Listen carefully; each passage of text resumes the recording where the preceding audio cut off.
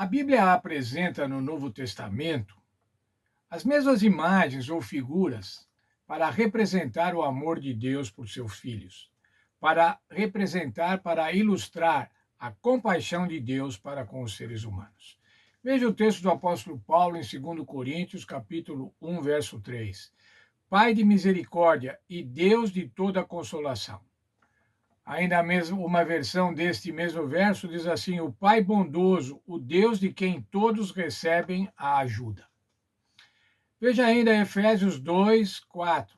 Mas Deus, sendo rico em misericórdia, por causa do grande amor com que nos amou, nos deu vida em Cristo.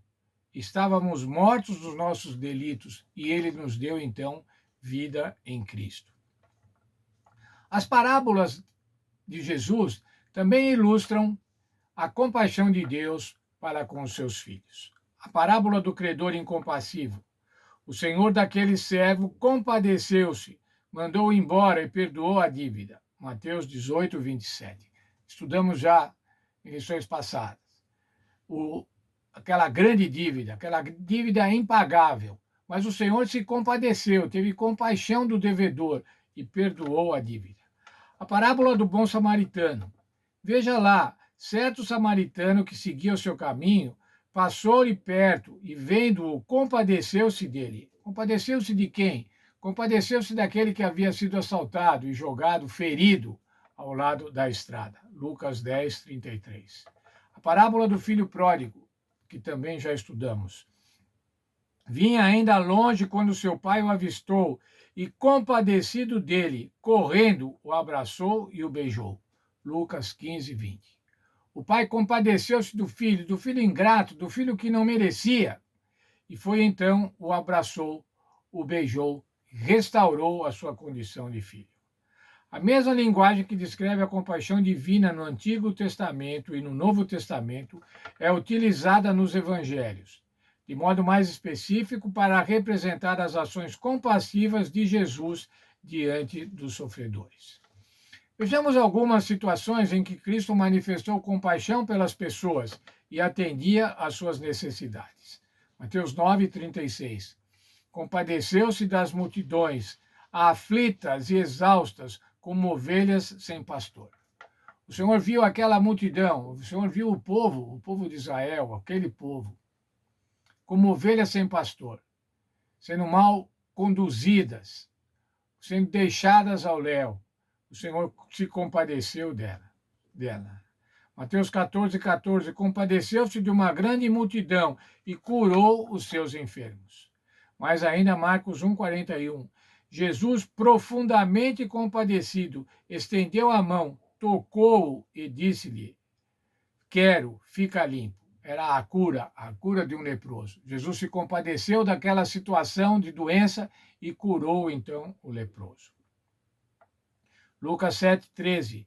Vendo-a, o Senhor se compadeceu dela e disse-lhe: não chores. Para quem o Senhor falou isso?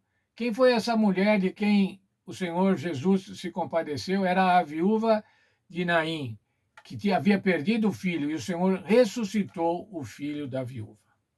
Nos evangelhos, repetidas vezes é dito que Cristo era movido pela compaixão diante das pessoas que enfrentavam aflições e necessidades. E ele não apenas sentia compaixão, mas também atendia às necessidades das pessoas. Veja, irmãos, a compaixão do Senhor Jesus não era alguma coisa estática, mas era alguma coisa ativa.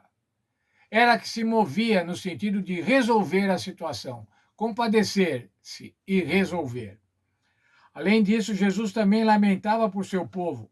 Imaginamos as lágrimas em seus olhos enquanto olhava para a cidade e dizia: quantas vezes eu quis reunir os meus filhos, como a galinha junta os seus pintinhos debaixo das asas, mas vocês não quiseram.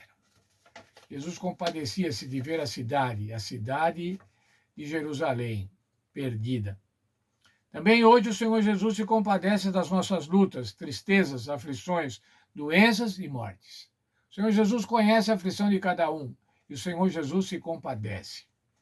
Ele deu a sua vida para resolver em definitivo estas tristes situações ocasionadas pelo pecado. Como eu sei que o Senhor se compadece das minhas lutas, porque Ele morreu pelas minhas lutas. Como eu sei que Ele se compadece das minhas doenças, porque Ele morreu pelas minhas doenças, para me livrar das doenças, para me livrar definitivamente. E mais, Ele morreu para nos livrar definitivamente da morte, que causa tanta angústia a milhares e milhões de pessoas. Cristo deve ser o nosso exemplo. Cristo deve ser o nosso modelo. Veja aqui a nossa lição. O maior exemplo de compaixão de Deus é Jesus, que se entregou por nós. No entanto, Cristo não é apenas a imagem perfeita de Deus, mas também é o modelo perfeito de humanidade.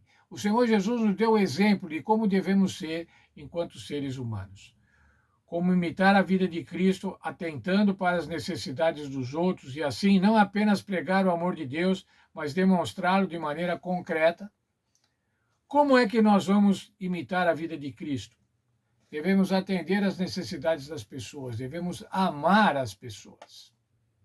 Devemos mostrar esse amor de forma concreta, na prática da nossa vida, atendendo, cuidando, ajudando, tendo empatia com as pessoas. Que Deus nos ajude para que nós possamos viver dessa maneira, mostrando como era o Senhor Jesus Cristo, mostrando como o apóstolo Paulo dizia, somos pequenos cristos que devemos apresentar ao grande e único Senhor Jesus Cristo aos seres humanos.